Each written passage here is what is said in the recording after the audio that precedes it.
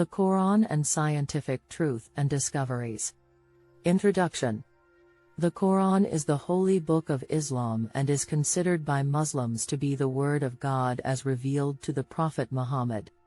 It is a text that has been studied and analyzed for centuries, and its teachings have had a profound impact on the development of Islamic civilization.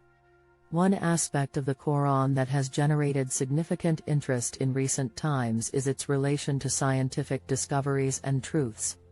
There are many verses in the Quran that seem to anticipate scientific discoveries that have only been made in modern times. For example, the Quran describes the process of embryonic development in great detail, stating that we created man from an extract of clay. Then we made him as a drop in a place of settlement, firmly fixed. Then we made the drop into an embryo, then we made the embryo into a fetus, and then we brought forth out of the fetus a new creation. Quran 23:12-14. This description closely mirrors the stages of embryonic development as we now understand them through modern science. Similarly, the Quran describes the expanding universe in a way that seems to anticipate the modern scientific understanding of the phenomenon.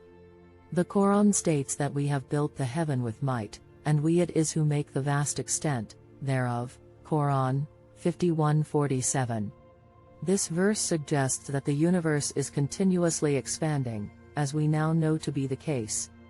The Quran also contains many references to natural phenomena such as mountains, the water cycle, and the movement of celestial bodies, all of which can be interpreted as anticipating modern scientific discoveries. Some Muslim scholars have argued that the Quran is in fact a source of scientific knowledge that can be used to advance scientific understanding, while others see it as a book that simply affirms scientific truths that were already known to God.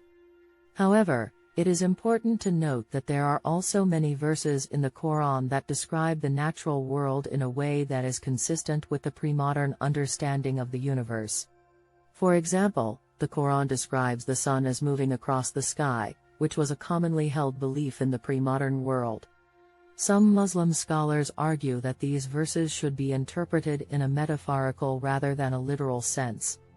Conclusion.